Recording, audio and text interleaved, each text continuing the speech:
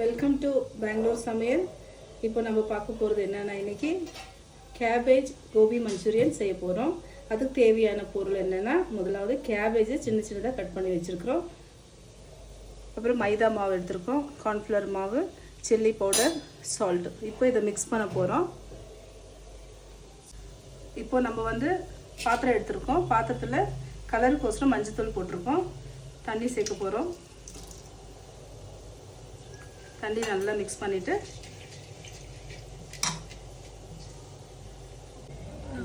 இப்போ நம்ம cabbage add பண்ண போகிறோம். கட் பண்ணி வச்சுக்கிற கேபேஜ் போடுவோம்.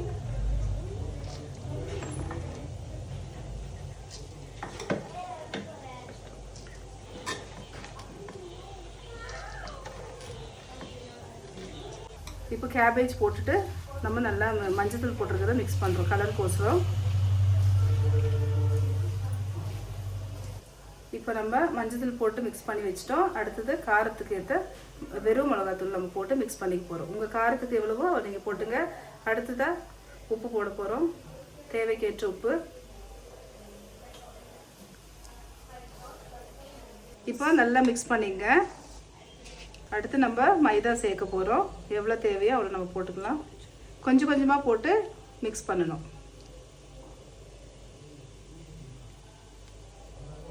இப்போ நல்லா கலந்துக்கலாம். மைதா போட்டு மிக்ஸ் பண்ணியாச்சு. இப்போ நம்ம கார்ன்ஃப்ளவர் மாவு போட்டு மிக்ஸ் பண்ண போகிறோம். தேவைக்கேற்ற கார்ன்ஃப்ளவர் மாவு போட்டு மிக்ஸ் பண்ணணும்.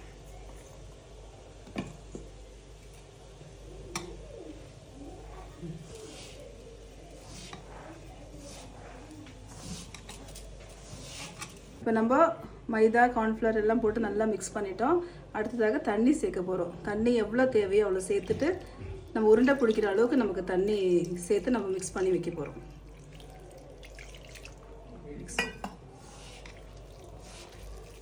இப்போ நம்ம உருண்டை பிடிக்கிற அளவுக்கு பிசைஞ்சு வச்சுருக்கோம். கையில் உங்களுக்கு ஒட்டுற மாதிரி இருந்தால் தேவையான எண்ணெய் எடுத்து நீங்கள் நல்லா பிசைஞ்சு வச்சுங்க. இப்போ எப்படி செய்யுதுன்னு பார்க்கலாம். இப்போ நம்ம ஸ்டவ் பற்ற வச்சுட்டு கடாய் வச்சுருக்கோம். இப்போ தேவையான அளவு எண்ணெய் ஊற்றிக்குவோம்.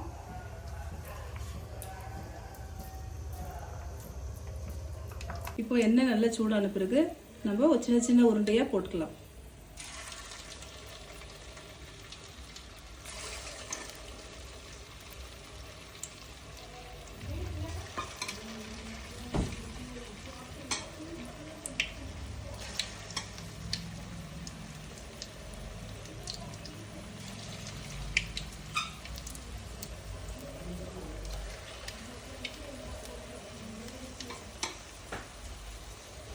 இப்போ நம்ம உருண்டையாக பிடிச்சி போட்டிருக்கோம். இப்போ நல்லா நல்லா ப்ரௌனாக ஆகிற வரைக்கும் நம்ம நல்லா வேக வச்சு எடுத்துக்கலாம். நல்ல கலர் வர வரைக்கும் நம்ம வேக வச்சு நல்லா வேகணும். இது வேந்த பிறகு எடுத்துங்க. இப்போ பாருங்கள் நல்லா வேந்துருச்சு. எண்ணெய் இப்போ அமைதியாகிடுச்சு பாருங்கள். அப்படின்னா வேந்துச்சுன்னு அர்த்தம். இது ஒரு டிப்ஸ். தெரியாதவங்களுக்கு எப்படி வேந்துச்சுன்னு கண்டுபிடிக்கிறதுக்கோசரம் இப்படி நம்ம பார்த்து தெரிஞ்சுக்கலாம். இப்போ நம்ம எடுத்துடலாம்.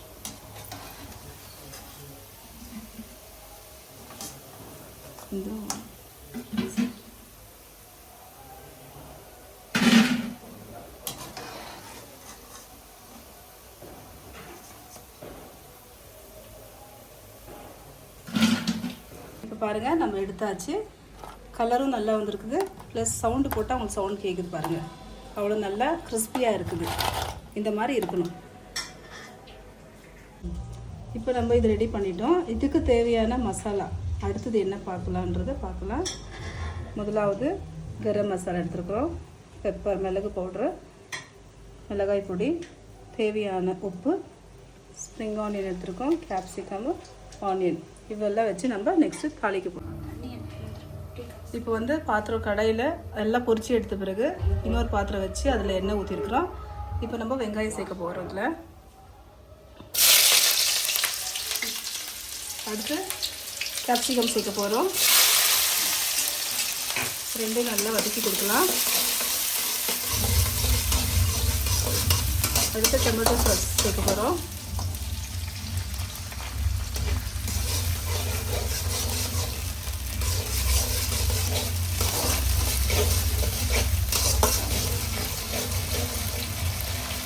அடுத்து சில்லி சாஸ் சேர்க்க போகிறோம். காரத்துக்கு ஏற்ற மாதிரி நீங்கள் சேர்த்துக்குங்க.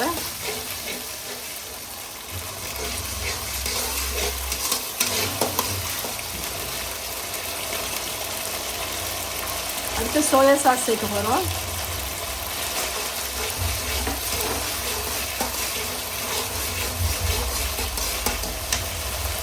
வச்சுக்கிற கேபேஜ் தான் நம்ம சேர்க்க போகிறோம். கோபி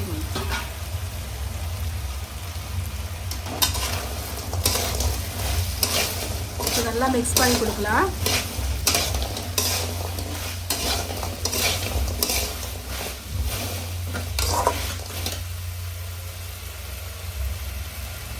கொஞ்சம் வினிகர் சேர்க்க போகிறோம்.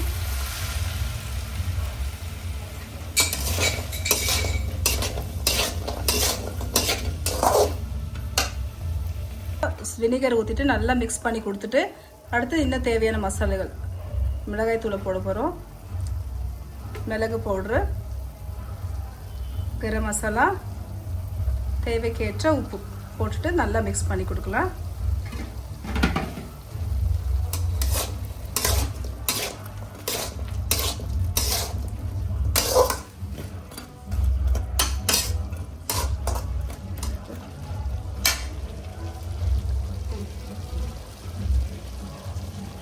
அடுத்து கொஞ்சம் ஜீரா பவுடர் சேர்க்குவோம். தனியா பவுடர் கொஞ்சம் போட்டு நல்லா மிக்ஸ் பண்ணி கொடுப்போம்.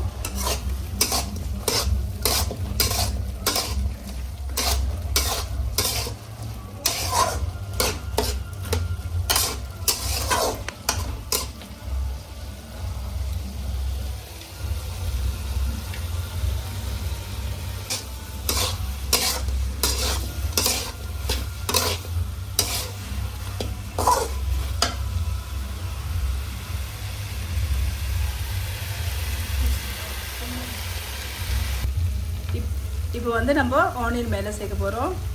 ஸ்ப்ரிங் ஆனியன் கொஞ்சம் போட போகிறோம். கேப்சிகம் சேர்க்க போகிறோம். இப்போ நல்லா ஒரு மிக்ஸ் பண்ணி கொடுத்துட்டு பார்க்கலாம் எப்படி இருக்குன்னு சொல்லிட்டு.